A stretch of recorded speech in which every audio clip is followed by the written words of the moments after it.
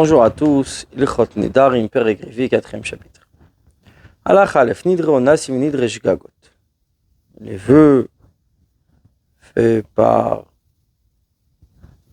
honnête, c'est-à-dire 4 forces majeures ou involontaires. Venidre Havai, ou les vœux exagérés. Haril ou Mutarim, ils sont autorisés. Kedar Shban Bishvot, comme nous l'avons expliqué pour les serments. Harishi Diru Anasim va Morsin. Ils l'ont fait faire le vœu, donc ces agresseurs ou les commissaires d'impôts Vamroulo, ils lui ont dit fais un vœu que la viande est interdite pour toi. Ou bien que tu as quelque chose auquel tu vas payer l'impôt. Mais nada, il a fait un vœu, le pain, la viande, le vin est interdit sur moi. Il a le droit de tout.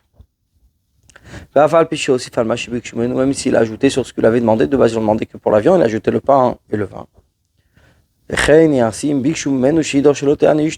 ont demandé de faire un vœu que sa femme n'ait aucun profit. Nadar, il a fait le vœu que sa femme n'ait aucun profit de ce qu'il a, ni ses fils, ni ses frères. Ils sont tous permis. Etc. Dans tous les cas semblables, puisque c'était par la contrainte. Concernant tous ces vœux, il faut qu'il ait l'intention d'avoir un moutar pour la chose qui est permise. Ce qui est par exemple, que ce soit interdit sur lui cette journée-là seulement, ou le moment où il fait ce vœu. Etc. Il peut s'appuyer sur cette chose qui est dans son cœur, puisqu'il est contraint. Il ne peut pas le dire avec sa bouche. Au moment où il leur fait le vœu, son cœur et sa bouche ne sont pas égales. Comme nous l'avons expliqué par rapport au serment. Le vœu d'incitation. Mutarin est aussi autorisé.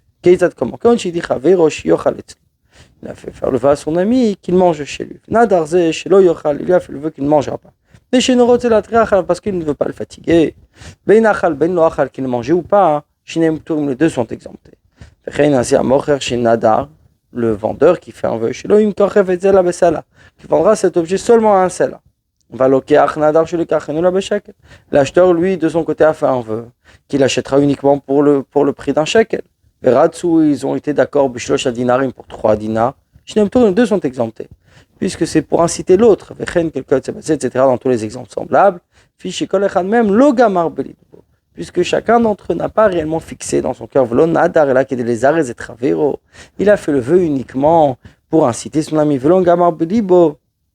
mais n'était pas vraiment résolu en lui. Que ces 4 catégories de vœux aussi, qui sont permis, ce sera qu'il est interdit à un homme de faire un vœu à condition d'annuler. Le verset vient de dire il ne faut pas profaner sa parole. Il ne rendra pas ses paroles comme sans valeur. Celui qui a fait un vœu et regrette. Il demandera un chacham. Et lui permet son vœu. Permettre un vœu, c'est comme un serment. Peut permettre uniquement un chacham. C'est-à-dire un sage compétent en la matière. Ou bien 3 hommes simples, comme chez un chacham, dans un endroit où il n'y a pas de sage. Langage dans lequel on lui permet à jouer à son serment, matirin, on laisse aussi à neder son vœu. Les autres sujets expliqués dans le Shvot, Kulam bin Darim, également dans les vœux, que der chez une bishvot comme c'est pour les serments. On ne permet le vœu jusqu'à ce qu'il s'applique comme un serment. De la manière qu'on peut demander sur des vœux d'interdiction et on permet, car de la manière on peut aussi demander la permission à être libéré du vœu sur ce qui est consacré et on autorise. Que ce soit pour le temple ou pour l'autel. Par contre, on ne peut pas demander pour Tmoura, c'est-à-dire si on veut échanger un animal, ça c'est une interdiction, là on ne peut pas le faire. Halakha achet, uchem she'av ou abal mefer nidre issa, même chose que le père ou le mari peuvent annuler un vœu d'interdiction, car mefer nidre kdeshot adom nidre issa, peuvent également annuler un vœu de quelque chose qui a été consacré, qui ressemble à ce vœu d'interdiction. Alachatet Miché Nadar, celui qui a fait un vœu, Veshamach Avero, son ami entend Vaomer, Ve'amar, il dit Ve'anié-moi. Shamash Lishi, troisième entend Vamar, il dit Ve'anié-moi aussi. Nijal Arishonal Nidro, le premier a demandé à être libéré de son vœu, on lui a autorisé. Outroukoulan, ils sont tous autorisés. Nishal Achron, si c'est le dernier qui a demandé à être libéré, Voutar, il a été autorisé. Achron, Moutar uniquement le dernier, on lui laisse. Koulan Asurin, par contre, ils sont tous interdits. Nishal Hasheni Voutar, si c'est le second, donc l'intermédiaire qui a demandé. Hasheni Veshalach Moutarin, le second et celui qui était après qui a dit et moi, donc le dernier. Eux aussi a le droit. Varishon, par contre, le premier assour, pour lui c'est interdit. Alacha Yud Vechein, et ainsi Amad Pitvarim Arbe Beneder.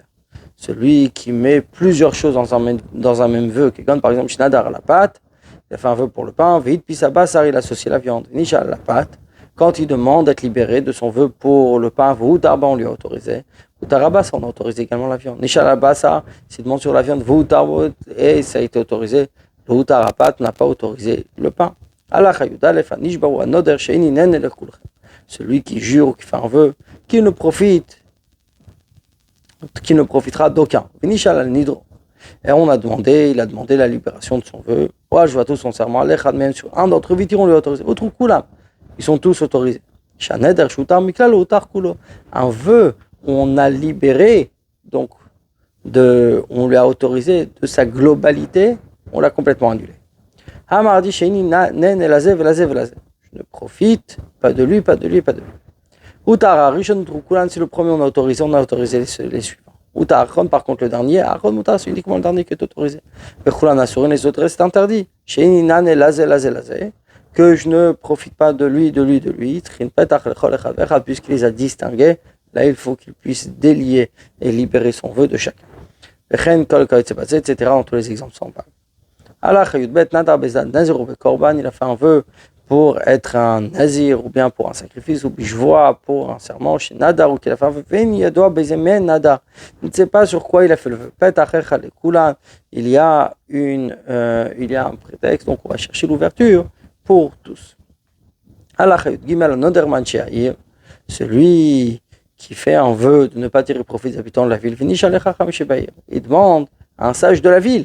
Israël a fait un vœu d'Israël, il demande à un sage d'Israël, la reine hydromoutar, il est autorisé, même si c'est tirer profit d'un Israël ou de la ville. Celui qui dit, ces fruits sont interdits pour moi aujourd'hui, mais demain je vais à tel endroit. La parole est mangée aujourd'hui, peut-être demain il ira là-bas. S'il a transgressé, les a mangés aujourd'hui. Le lendemain il est parti, il est flageolé. Quand il n'est pas parti, donc son vœu n'est pas valable, alors il n'est pas frappé. Amar, il a dit ils sont interdits demain, aujourd'hui je vais à tel endroit. Aujourd'hui il a le droit d'aller à tel endroit. Lui seront interdits ses fruits pour le lendemain. Etc. Dans tous les exemples semblables.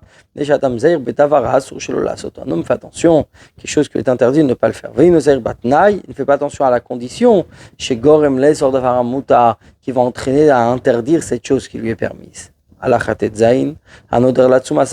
Celui qui fait un vœu de jeûner 10 jours, quand il voudra. Il jeûner un d'autre. C'était son vœu, il doit jeûner. Attends, on a eu besoin pour une mitzvah, ou le respect d'une personne importante. Il mange, puisque c'est une mitzvah, ou bien pour le caveau d'une personne importante, et il rembourse par contre, il devra rattraper ce jeûne un autre jour. Car il n'a pas fixé les jours, donc ce jour il n'a pas jeûné, mais il devra avoir un total de 10 jours. Nada, par contre, il a fait un veshiatsum ayom qui jeûnera aujourd'hui. Il a oublié, il a mangé mashlim natsum. Il complète son jeûne. Nadar shiatsum yom echad shnaim, s'il a fait un vœu qu'il jeûnera un jour ou deux. Urshit chilatsum, et quand il a commencé à jeûner shachach, il a oublié, ve'achal, il a mangé avatanito, il a perdu son jeûne, vechem latsu yom acher. Là, par contre, il sera obligé de jeûner un autre jour. Bonne journée à vous.